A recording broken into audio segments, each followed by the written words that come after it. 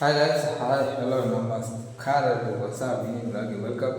ಇವತ್ತು ಎಲ್ರಿಗೂ good morning ಅಂತ ಇವತ್ತು ಬ್ಲಾಗ್ ಸ್ಟಾರ್ಟ್ ಮಾಡ್ತಿದ್ದೀನಿ. ಹಾಗೆ ಇವತ್ತು ಎಲ್ಲಿಗಪ್ಪ ಹೊರಟಿದ್ದೀನಿ ಅಂದರೆ ಹೋಗ್ತಾ ಗೊತ್ತಾಗ್ತದೆ ಬರೀ ನಾನು ಎಲ್ಲಿ ಹೋಗ್ತಿದ್ದೀನಿ ಅಂತೇಳಿ ಈ ಬ್ಲಾಗ್ ಇರುತ್ತೆ. ಬನ್ನಿ ಗಾಯ್ಸ್, ಇವತ್ತು ಬ್ಲಾಗ್ ಸ್ಟಾರ್ಟ್ ಮಾಡೋಣ ಬನ್ನಿ.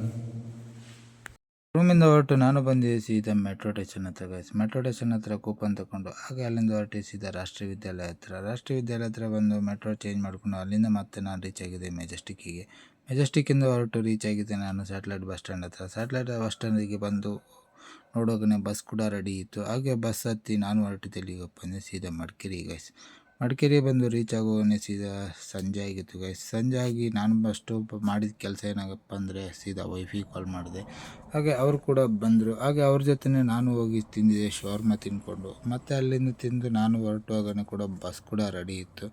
ಹಾಗೆ ನಾವಿಬ್ಬರು ಹೊರಟು ಅಲ್ಲಿಂದ ಮನೆಗೆ ರೀಚ್ ಆದ ತಕ್ಷಣ ತಾಯಿ ರಿಯಾಕ್ಷನ್ ಯಾವ ಥರ ಇತ್ತು ಅಂತ ನೋಡಿ ಗೈಸ್.